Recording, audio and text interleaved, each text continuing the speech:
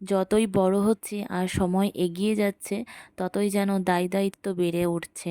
এই দায়িত্ব থেকে মনে হয় এই জীবনে রেহাই আর পাবো না। তো দেখো, এত ব্যস্ততার মধ্যে সকালবেলায় 7:30 থেকে যেহেতু পুটনের স্কুল, ওকে স্কুল দিয়ে এলাম। এসেই টিফিন রেডি করলাম। আর আজকের টিফিনে ছিল চাউমিন। তো ননদি তখন আমাদের বাড়িতেই ছিল, তোমরা তো জানোই। এখন ননদি নেই, কিছুদিন হলো চলে গেছে। তো সেই ভিডিওগুলো কিছুটা রাখা ছিল, তাই ভাবলাম তোমাদের সাথে শেয়ার করি। তো দেখো, সকালের ব্রেকফাস্ট তো হয়েই গেছে, চাউমিন। তারপরে রান্না বান্না স্টার্ট করে দিয়েছি।